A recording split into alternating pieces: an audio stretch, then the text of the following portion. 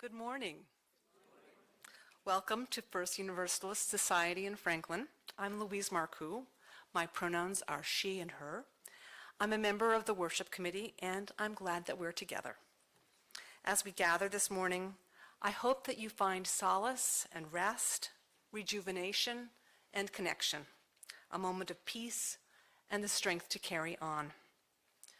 Wherever you have been this week, whether your heart is light or heavy, whoever you are, whoever you love, be present and welcome. If you are visiting with us this morning, we're especially glad that you're here.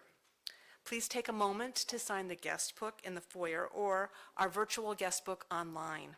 You'll find the link in the chat. Please gather after the service for snacks and coffee in the Fellowship Cafe, or stay for a while to chat on Zoom. If you would enjoy a quieter place to socialize, look for the quiet room down the hall in the religious education wing. And now, let's join our hearts and minds together as we gather for worship. Please join me in a moment of mindful breathing as we enter into the spirit of worship. Deep breath in and out. One more time. In and out.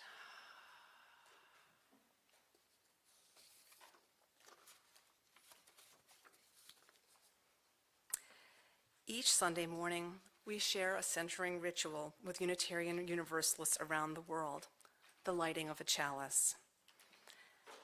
As we light the chalice, please hear these words from Brian C. Lee. You are. Sorry. Thank you. Sorry. My bad. No? Arthur today. Arthur? Okay. Thank you, Arthur. We light our chalice as a symbol of the light within us and the life that flows through the world around us. It is our beacon as we search for truth. It is the warmth in our hearts for love, and it is the energy that propels us to action. May we be kindled by our time together.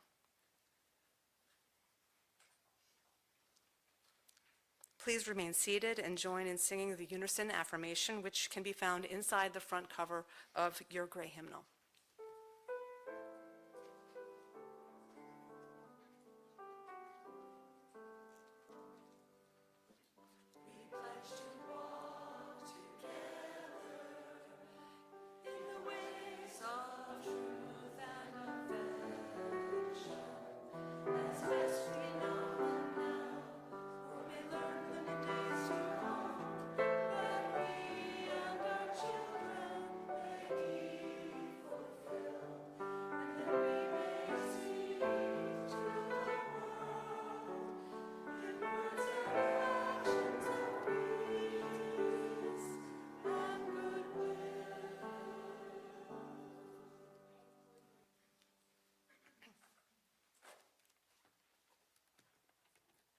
Good morning. I'm Rev Bev. I have the honor of serving as interim minister here in Franklin. My pronouns are she, her, and I am delighted to see all of you here today. I hope those of you on Zoom have brought a flower into your space for later on. You can hand it to yourself, right hand to left hand, or we'll figure something out. But we do want you on Zoom to be as included and welcomed into this space as possible. My call to worship are the words of E.E. Cummings. I thank you, God, for most this amazing day, for the leaping greenly spirits of trees and a blue, true dream of sky, and for everything which is natural, which is infinite, which is yes. Please join me in our opening hymn. It is in your gray hymnal. It's number 361, Enter, Rejoice, and Come In. I invite you to rise as you are able.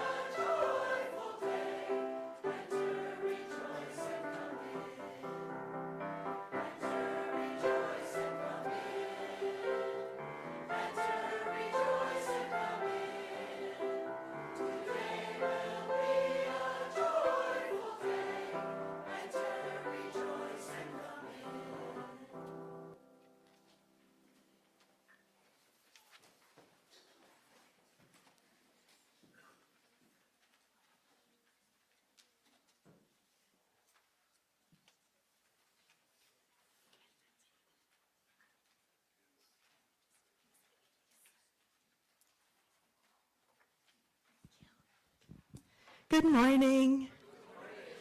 My name is Sarah Allegretti. My pronouns are she, her, and I am your Director of Religious Education. Today, we are going to thank the teachers, because without our volunteer teachers, we wouldn't be able to have so much fun and learn so much in our religious education classes. So thank you so much, teachers, for your commitment to the program, your hours of teaching, reading the lesson plans, and responding to my emails. If you could please stand up from your seat, and then I will tell the children what to do next, okay? All right, so Sterling Cousins, Alec Dans, Tori Duffy, Bobby Gerlitz, Caitlin McDonald, Catherine Mayo, Mark Minichelli, Elizabeth Randall, Ursula Roxon, Gianna Skansen, Pat Slovacek, and our OWL teachers, Maddie Rivera Bellino and Brian Arfa. Okay, thank you. Now, some of the children have a gift for you under their chairs. So if you have a gift under your chair, you may stand up and walk to a teacher who is standing up.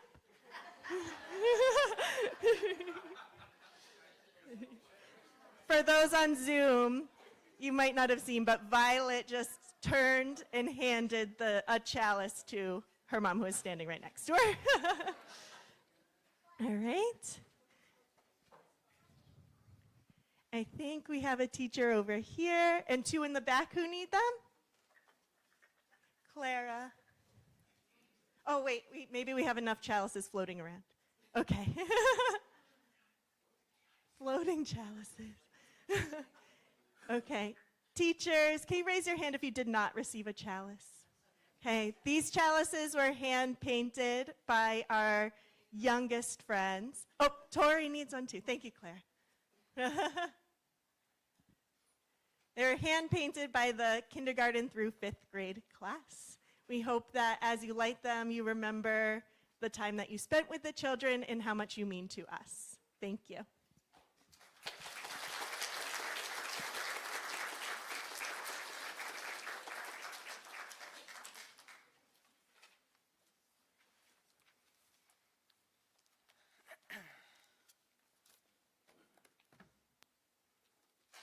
I invite you now into a time of prayer and meditation. As I read these words from the Reverend Claire Feingold Thorne, I invite you to listen for yourself in these words.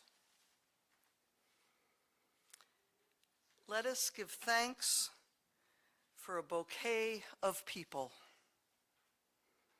We give thanks for children.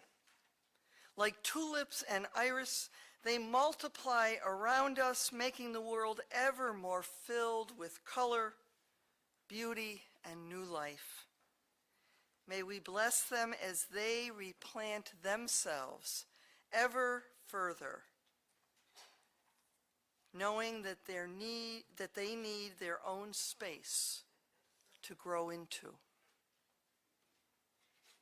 We give thanks for generous friends, as constant in bloom as echinacea, and whose gifts lift up our body and spirit. We give thanks for feisty friends, as indomitable as geraniums, and for continuous friends who, like bittersweet and ivy, hold on and never let go, and can never be gotten rid of. For crotchety friends, as prickly as rose bushes, their beauty a secret that is only discovered through careful gardening. For surprising friends who at first glance seem dour and then blossom into joy as quickly as forsythia. For funny friends, silly as snapdragons, and serious friends, complex as chrysanthemums. For comfortable friends, their gentle presence as soothing as the sweet smell of lilacs.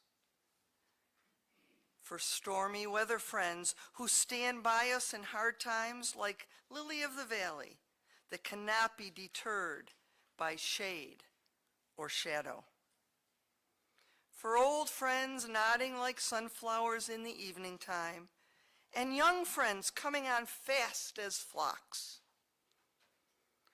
For friends as unpretentious as dogwood, as persistent as pachysandra, as steadfast as azalea, and who, like snowdrops, can be counted on to see you through the winter and remind you that spring always comes.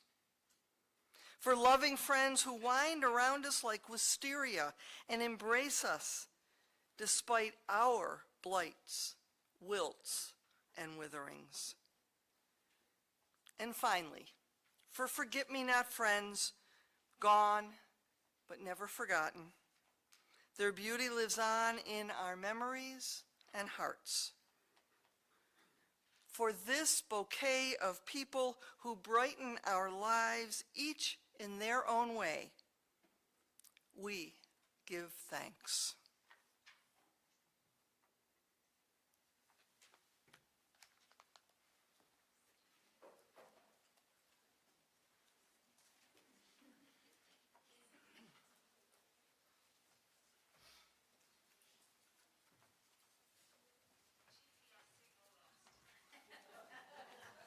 Can't find your way up here? Yeah.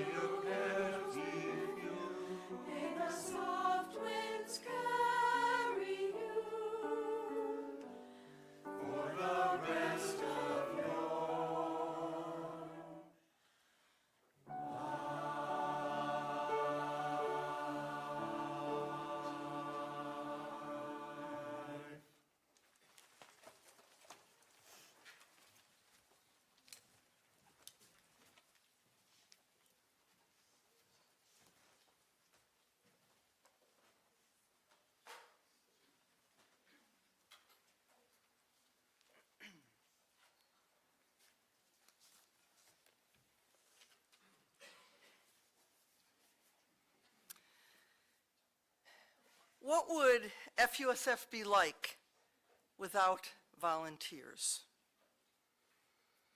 You saw the number of people who volunteer week after week with our children and youth. And not all of the names called were actually here, so you actually didn't see all of the people, but you heard them.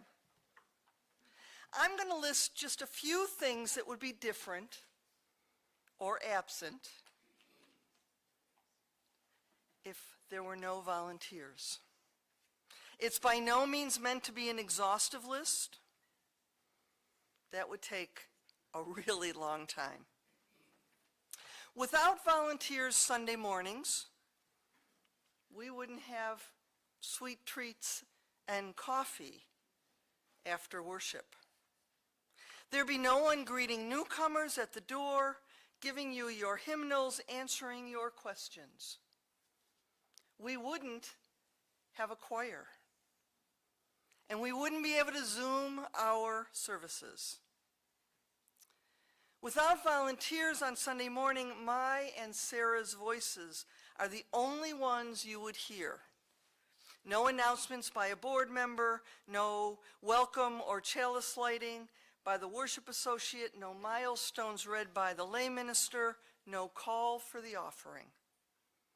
In fact, there wouldn't be a board, a lay minister team, a worship team, stewardship, or any committee or team of any type. I can guarantee that with me as your minister and no volunteers, the bulletin boards would be bare, except for the one that Sarah takes care of. The website might be updated twice a year, maybe. And the grounds would be spruced up by the wind and the rain. I think you get my point. This congregation is blessed with our volunteers, and we need every one of you. If I didn't mention an area where you volunteer, I'm sorry. As I said, the list is exhaustive. Now, sometimes it happens that a volunteer really stands out, goes above and beyond, maybe remains dedicated to a task for a really long time. So at this time, I am going to turn things over to our volunteer president of FUSF, Caitlin McDonald.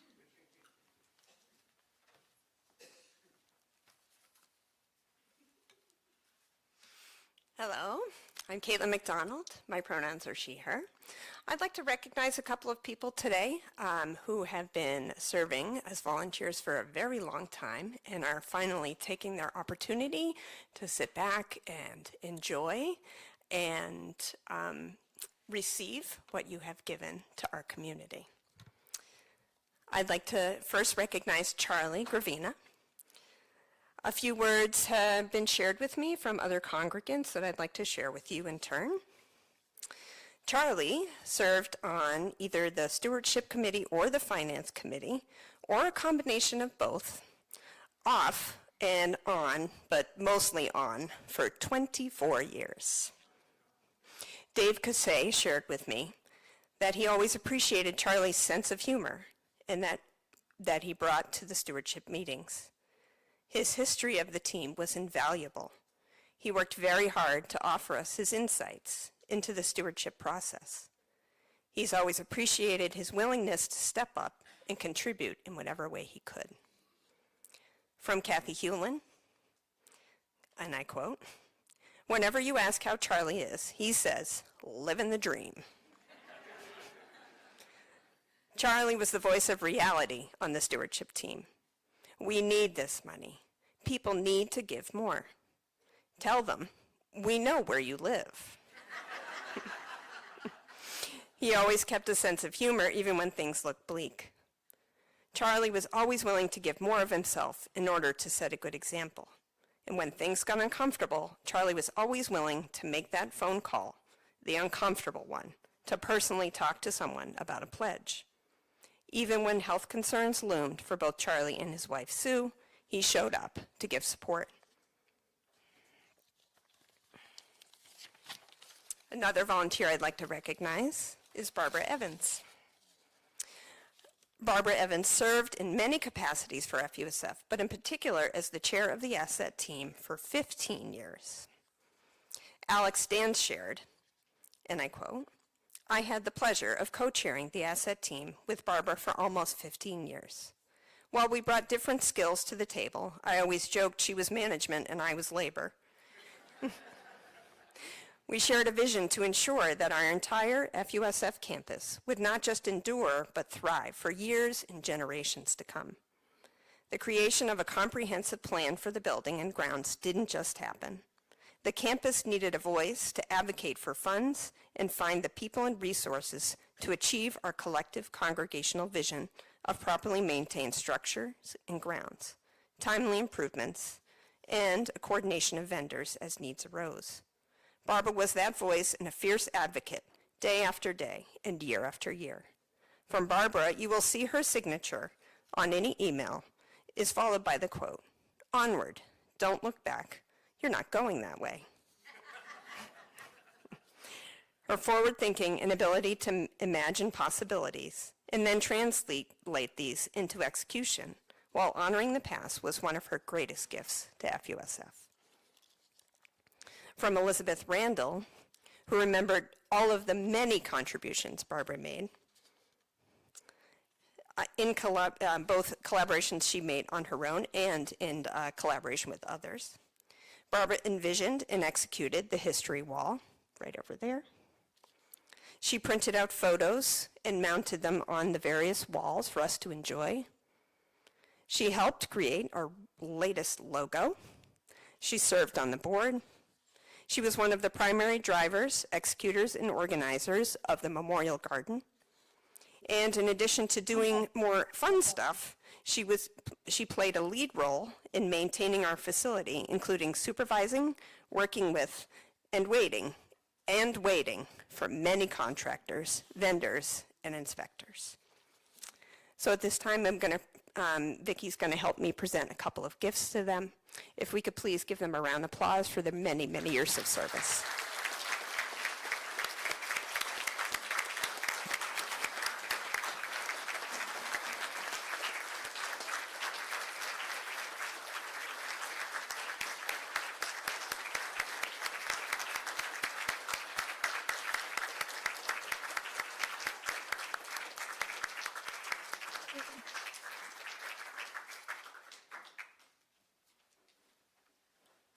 Did I just see Charlie tell Kathy he knows where she lives? I thought so.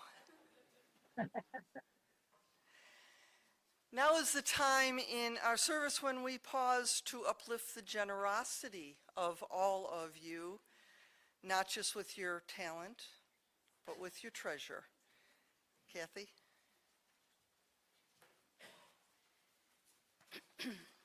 Good morning. I'm Kathy Hewlin. My pronouns are she, her. As chair of the stewardship team, it's my job to invite people to give the call for the offering. Quite a while ago, I assigned myself today's call for the offering. At the time, this was to be Rev Bev's last Sunday service here at FUSF. I began to formulate some of the things I would say about her. I know where you live. Actually, I was dreading it, really. I didn't want Bev to leave. I was sad. I mean, I know we all wanted to call a new settled minister, but the fact that we would have to say goodbye to Bev, to me, was a downside of the process. I felt that FUSF was in such a good place, our congregation growing, more children and families attending our services, an incredibly successful pledge drive. We were ready for a new beginning, but I was sad. When confronted with the news that our search was incomplete and not what we expected, I was shocked, I admit that, but I wasn't all that disappointed. Does this mean, I thought and hoped, that we can keep Bev?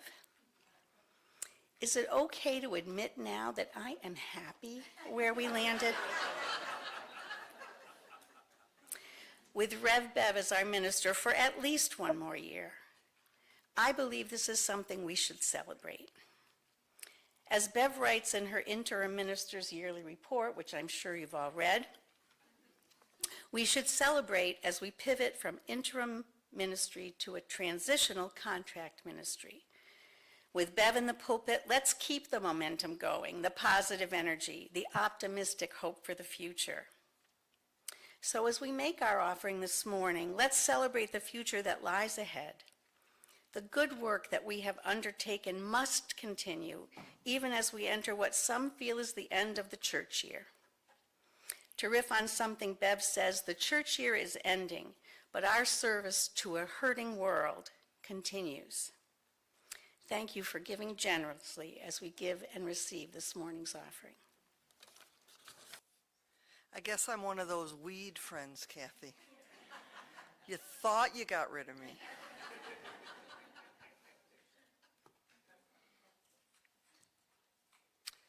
The first flower ceremony or celebration or communion, it's called all three things in different congregations.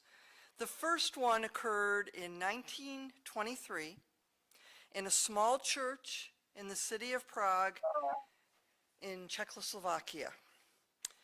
The minister of a small, plain church with no beautiful view out the window, no carpet or art or candles or chalices or music or flowers, decided he needed to do something about the state of his church and the mood of his people.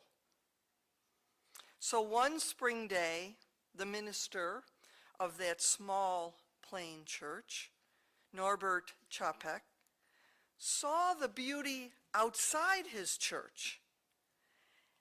And the next week he asked every person to bring some of that beauty in the form of a flower to the church the following week. And in that way, the flower celebration was created. This celebration creates a visual manifestation of the power of unity within diversity.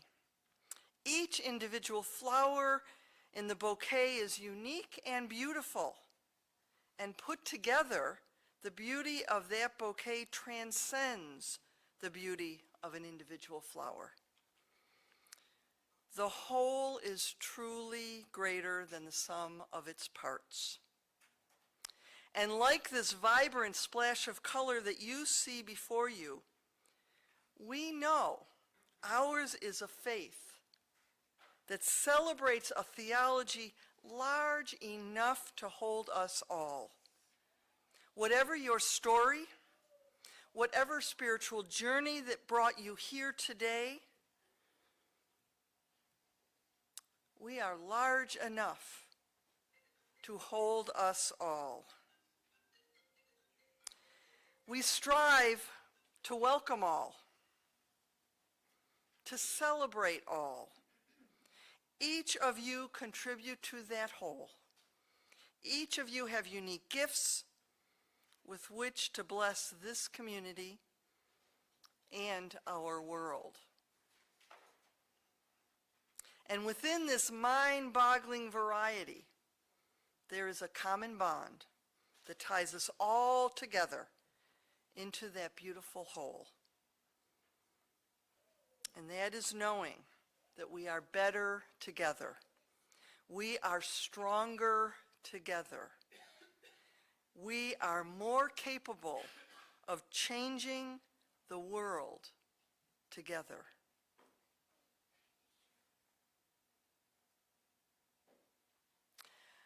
As I was reading that meditation that I had asked you to find yourself in, I realized that I, and probably most of us, are many of those types of friends. At different times in our lives, maybe with different groups, maybe minute by minute. But we are all gifts to one another. And I want you to never forget that. Each and every one of you is a gift to this congregation. Whether this is your first time with us, or your 500th time with us, or I don't know how to calculate some of you longtime folks. But no matter how many times you have been here, no matter how involved you are, no matter if you're on a little bit of a break right now or you're ready to jump in, you are all gifts to this congregation and to my ministry. And I need you to believe that. I need you to live that. I need you to be that.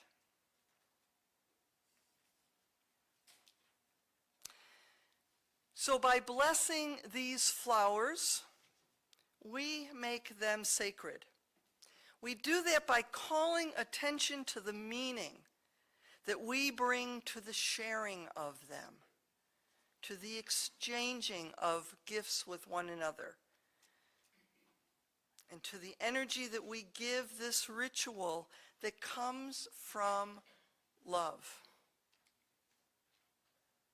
as does most things that are good, comes from love. In slightly modified words of the blessing that was used at that very first flower celebration, Infinite Spirit of Life, we ask your blessing on these flowers, messengers of fellowship and love. May they remind us amid diversities of knowledge and of gifts to be one in aspiration and commitment to noble causes. May they remind us of the value of companionship and cooperation, of doing and sharing alike. And may we realize that whatever we can do, great or small, the efforts of all are needed to do good work and to make real change in the world. Amen, and blessed be. So, now we heard cats. Now I invite every one of you who wishes to come forward to choose a flower to take home with you as a reminder of this congregation, of our diversity, and our connection to one another. This is true whether you remember to bring a flower to add to the bouquet or not. Plenty of you brought extras. This is true whether you are a first-time visitor and you're sitting out there wondering what is going on. Because this is a service that takes place once a year around this time of year. And it's a little bit different from our usual services, if there is anything usual about any of our services. This is true for each and every one of you, regardless of your age. I guess it's only not true if you're really allergic to flowers. And if coming forward doesn't feel safe or comfortable for you, I invite you to raise your hand and we will bring a flower to you, because I don't want anyone to feel awkward or unsafe in moving in this space. I think Michelle's going to play some music. Okay. So, there's some space to come behind the table, and I invite you, in an orderly a fashion as possible, to please come forward and take a flower.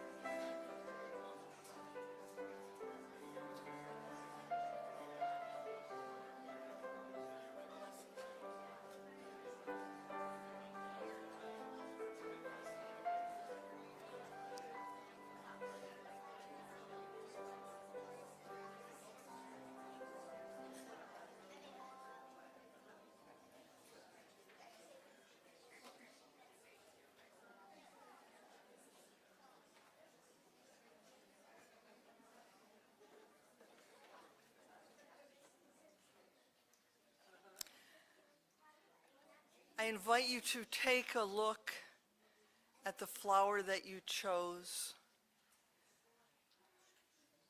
Think about the reason you were drawn to that particular bloom.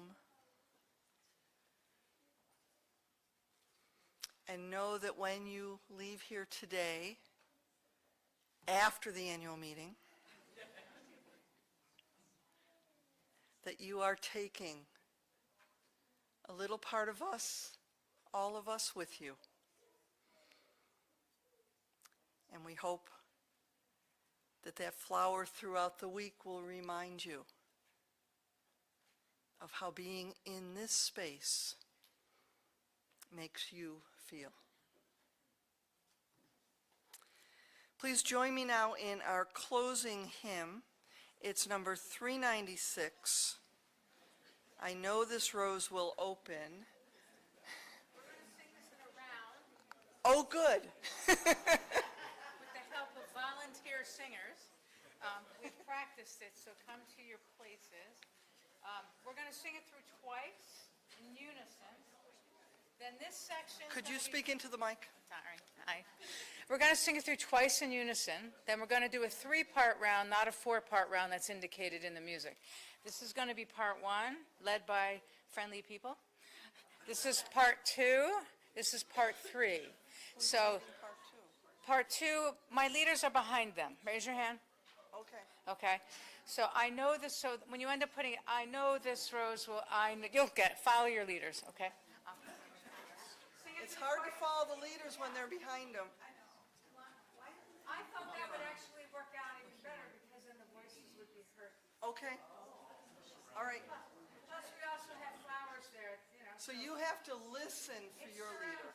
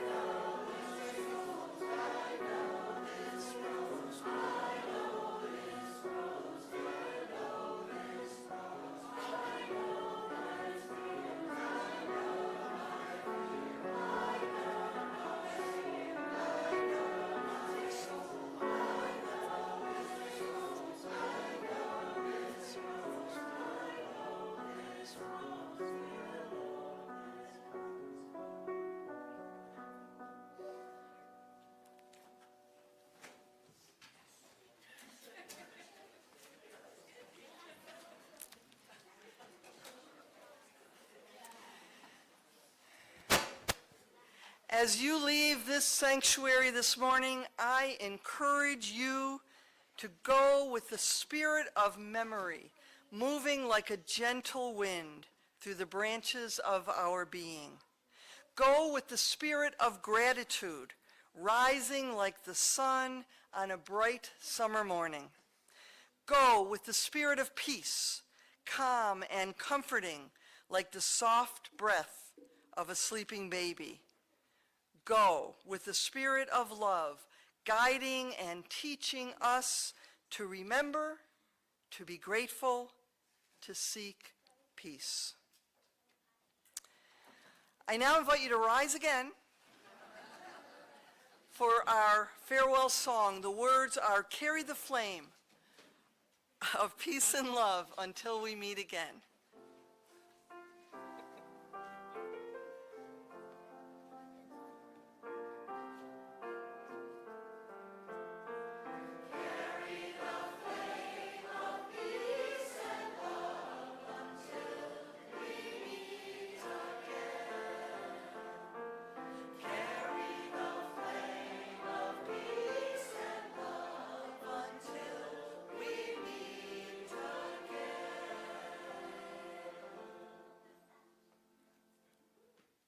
We extinguish the flame in our chalice, but not what it represents. The light of truth, the warmth of community, and the fire of commitment. These we carry in our hearts and share them out in the world. My friends, our worship has ended. Our service to a hurting world continues on. Go with love and go surrounded by peace. And then come back to the meeting.